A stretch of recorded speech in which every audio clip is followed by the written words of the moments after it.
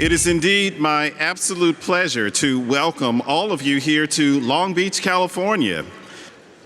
I must tell you that for the California State University, diversity in people, place, and pedagogy are not just abstract ideas, but rather they serve as confirmation of our 6-decade-long work to educate all Californians, regardless of one's race, gender, ethnicity, sexual orientation, sexuality, immigration, or financial status. This past year, the California State University enrolled over 176,500 students who identify as Latino, Hispanic, or Native American across our 23 campuses, comprising nearly 40% of our total enrollment system-wide. We also conferred bachelor's degrees to more Latino and Hispanic students than any other university in the United States.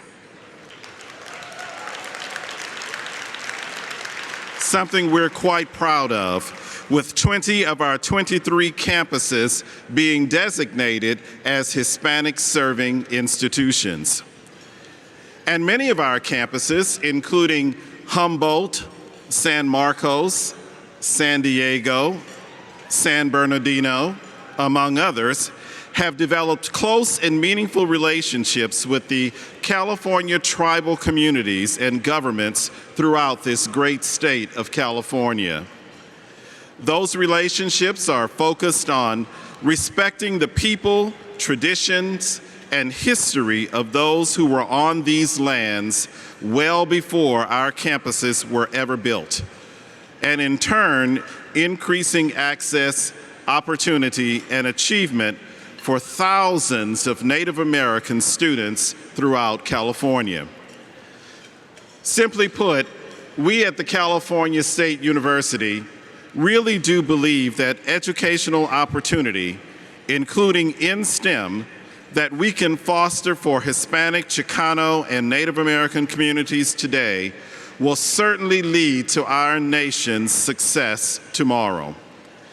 So that's why the California State University is really so very committed to our signature effort, the Graduation Initiative 2025, an ambitious plan to dramatically increase our 4-year, 6-year, and transfer graduation rates, decreasing the time to degree, and eliminating achievement gaps and opportunity gaps, period.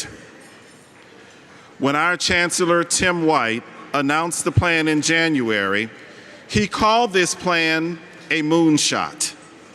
And like the Apollo program that was formed nearly 6 decades ago, and President Obama's call earlier this year to finally end the scourge of cancer, our moonshot will bring together people, resources, and proof-positive ideas in a scale not seen in the history of public higher education.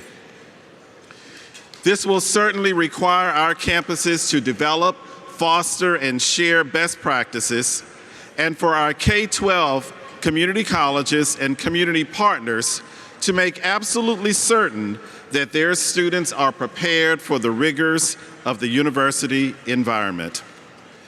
It will demand a commitment for serious, consistent, and sustained reinvestment by legislators in Sacramento. And it will necessitate the support by our students, families, and communities to ensure that college ready is not just simply a buzzword, but a fundamental expectation. I bring up Graduation Initiative 2025 because high-impact practices rooted in STEM education are really critical to its success. For example, data demonstrate that students who engage in undergraduate research projects with faculty are more likely to be engaged in the curriculum and in turn graduate at higher rates than their peers. We also know that our Hispanic, Chicano, and Native American students, particularly women, have been traditionally discouraged from seeking opportunities in STEM fields. I'm proud, quite proud, that our campuses, powered by our faculty, students, and alumni, are on the front lines of reversing these trends. And it's why partnerships with organizations like SACNAS are so absolutely essential. Certainly, we cannot make inroads in access to STEM education and careers for all until we can also develop the pathways for STEM teachers and professors from all communities, so that the best and brightest STEM educators are not only teaching in those communities, but they represent those communities as well.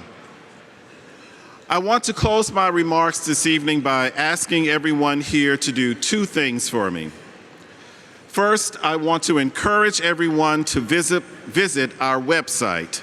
That's calstate.edu, calstate.edu, and search for the term research, where you'll find our brand new report on research, scholarship, and creative activity within the California State University.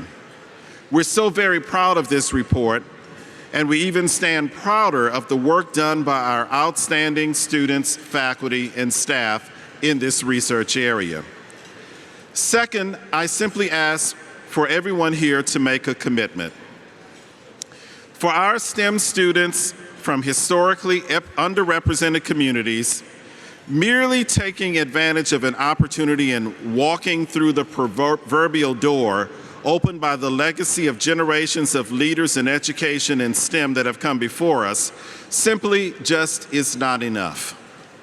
Indeed, even holding the door open for others and preserving the pathway that currently exists will not be enough to meet the current and future needs of California, or the nation for that matter, in the area of STEM. So tonight, I ask that in process of holding the door open for others, that you and your colleagues commit to breaking through walls, and certainly even some ceilings, and making new doors and new STEM education and career opportunities for our future generations of students to come. That's really how we will expand and not just preserve STEM opportunities for our Hispanic, Chicano, and Native American students.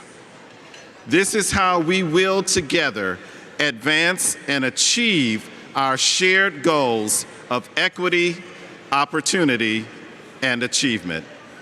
Thank you so much for listening this evening, and I certainly wish that you enjoy the remainder of this fantastic conference. Good evening.